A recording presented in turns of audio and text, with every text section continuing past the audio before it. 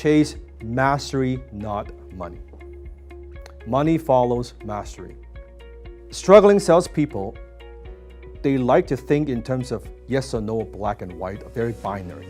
Yes or no is not that helpful. In fact, in some cases, very destructive.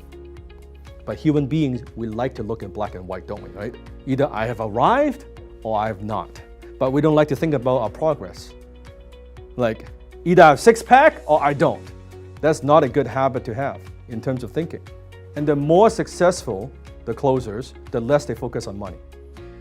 They focus on the prospects. They focus on solving problems. The money is a byproduct.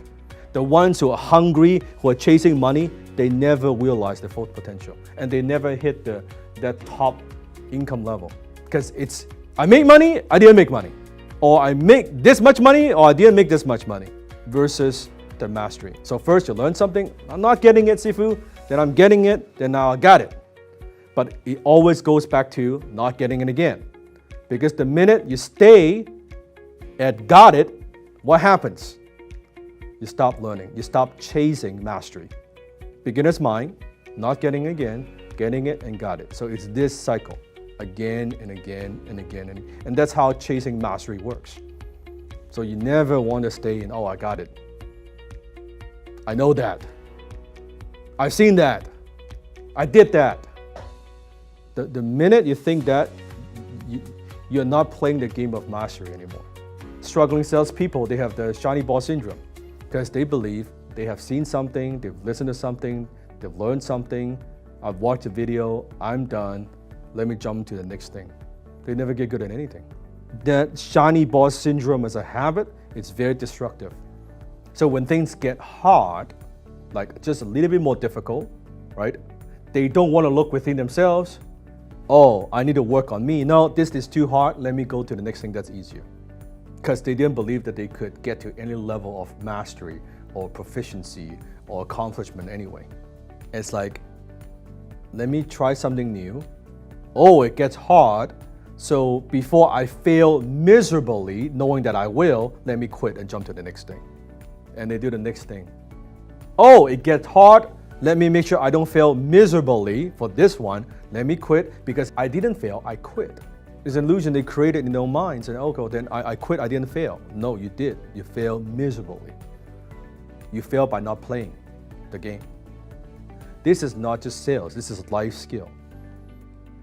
Because it doesn't matter what you do. I don't care what you do. What business you're in, what you sell, however you sell it, you need to deal with people. And if you're not good with dealing with people, with your communication, with your closing skill, you're not going to succeed at anything, period. So what skill is more important than this? None. And if you don't master this, what other skills matter? None. Doesn't matter what it is. Anything else is an add-on to this. Because the more effective you are in communication, in sales, in closing, in influence, the more effective you are in all other areas of your life. It makes everything else easier. I want to be a copywriter. Do you need to talk to clients? Do you want to charge more money? You need to learn how to close. I want to build a company. Okay, do you need to talk to vendors? Do you need to talk to customers? Do you need to talk to employees? You need to learn how to close. Do you need to lead a team? You need to learn how to close. I want to do tech. Good.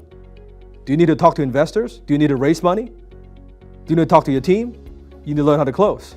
I want to have a relationship. Yeah, you're single. Do you need to know how to talk? Do you know how to listen? Do you know how to communicate? Yeah, you need to learn how to close. I don't care what it is that you do. You have your kids, you want them to grow up to be good citizens, to be successful.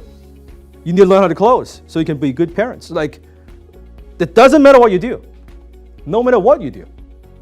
You cannot get away from this because it's about human interactions. So that skill, you have to get very, very, very, very, very, very good. And that is a skill that's going to pay you dividends for the rest of your life. If your core closing skill is a 5, all these skills cannot pass 5. It sets the standard and the height for everything else you do. Period. But when you got this skill down, now this skill amplifies everything else. It's like an amplifier. I could have a skill here that's maybe a 5, but I've got a 10 in closing. Man, it amplifies this. It amplifies this. It amplifies this. Right? It's like a core, like it amplifies all of them. All of them. So because I know how to close, it makes me a better speaker. Because I know how to close, it makes me a better mentor. Because I know how to close, it makes me a better investor. Advanced people are advanced because they never not do the basics. And chances are, whenever you're stuck, that's the answer. You feel like, oh, I'm pretty good, I'm stuck, go back to basics. Because it's something that you do, something you're not doing, something within your toolbox. Certain areas you're weak because maybe you didn't have a strong enough fundamental in that. And that's the bottleneck, that's the constraint that's stopping you from performing at a high level.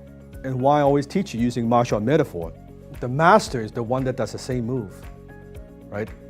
Tens of thousands of times. Not new move, not 20 ways to kick somebody. It's one kick 10,000 times. And that kick is unstoppable. And they just do the same thing again and again. So imagine this, you versus other people. If every quarter you pick one skill from here and you say, I'm going to focus on this, how many skills you could work on in a year? 4. Do you see the difference between you and everybody else? If you have this habit of picking one skill you're going to focus on every quarter, the growth that you have. Now you're chasing mastery. And if you are doing this, could your income not grow? Could you not close more sales? Could you not generate more leads? Could you not close more deals? Impossible. It's impossible. There's just no way. Because cause and effect.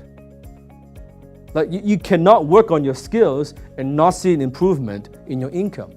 And if you're consistent enough, no shiny ball object syndrome, you do that year in and year out and year in and year out, just like the karate master, right? They're just hitting that again and again and again and again. It becomes a habit. Don't focus on, how come I can't kill someone with a punch? That's binary. Focus on, let me do my 500 punches a day. That's all I need. I do that day in and day out and day in and day out. Then when you touch somebody, game over. Don't focus on the money, focus on the mastery. Your weakest important skill sets the height at which you can use all your other skills and determines your income.